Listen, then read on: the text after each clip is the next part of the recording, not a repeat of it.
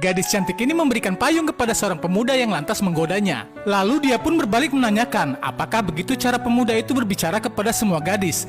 Tentu saja tidak, kecuali mereka sangat cantik, ujar pemuda ini. Mendengar perkataan itu, seketika saja sang gadis pun kesal dan pergi meninggalkannya.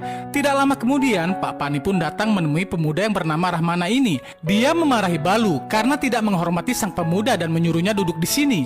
Kemudian Pak Pani menawarkan agar Rahmana masuk untuk minum kopi di dalam. Namun Rahmana lebih memilih untuk pergi menemui ibunya segera. Nah guys, sebelum kejadian ini, pada tahun 1998, di sebuah kota puluhan orang yang dipimpin dua bersaudara yaitu Marx dan Lenin menyerang sebuah gudang cabai di malam hari. Mereka akan membakar gudang itu. Pemilik gudang yang rumahnya di dekat lokasi ini sedang asik mendengarkan musik bersama istri dan putranya. Anggota keluarga yang lain juga tengah bersantai. Lenin mulai membakar gudang hingga meledak. Si isi rumah pun kaget mendengar suara ledakan. Mereka lebih kaget lagi ketika melihat pabrik sudah terbakar. Satya bersama adik iparnya Ranggam dan yang lainnya berusaha melawan para penyerang. Dalam pertarungan itu, Ranggam secara tidak sengaja menyambar leher Lenin dengan golok di tangannya. Lenin terluka parah. Sedangkan istri Satya bernama Sundara dan putra mereka Rahmana ikut keluar melihat apa yang sudah terjadi. Kemudian pas Sundara maju ke depan meninggalkan Rahmana. Saat itulah ledakan besar kembali terjadi di pabrik. Percikan api masuk ke mata kiri Rahmana. Satya kemudian disalahkan atas kematian Lenin. Karena sudah berbuat kriminal, Satya pun lalu divonis hukuman penjara selama 12 tahun.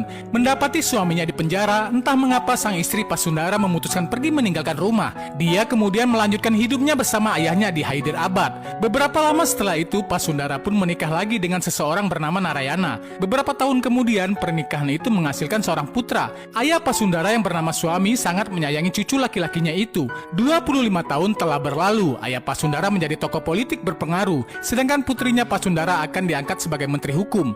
Keputusan itu tidak disukai oleh Madubala yang sangat menginginkan jabatan Menteri Hukum. Madubala yang pernah 2 kali menjadi MLM merasa lebih pantas menduduki jabatan itu. Madubala kecewa berat, lalu dia pun mengancam akan membongkar aib Pasundara ke media bahwa Pasundara telah meninggalkan putranya dari suami pertama. Namun suami tidak takut ancaman itu. Dia tetap saja menjadikan Pasundara seorang Menteri Hukum. Untuk mengantisipasi ancaman Madubala, suami meminta pengacaranya bernama Fani menyiapkan surat pernyataan yang harus ditandatangani oleh Ramana selaku putra Pasundara dari suami pertamanya. Isi dokumen itu menyatakan bahwa Ramana bukanlah putra Pasundara. Keesokan harinya Ramana pun datang ke rumah Fani. Melihat kedatangan Ramana, Balu pun menyambutnya dengan ramah. Namun sebelum Ramana bertemu Fani, langkah kakinya pun terhenti. Ternyata dua putri Fani ada di halaman rumah. Melihat itu perhatian Rahmana tertuju pada putri sulung Fani yang bernama Amu. Kecantikan gadis ini pun seketika membuat jiwa muda Rahmana pun bergetar. Kemudian pemuda ini pergi ke rumah kakeknya untuk menemui sang ibu. Namun sesampainya di sini yang ada hanyalah kakeknya saja. Rahmana tidak melihat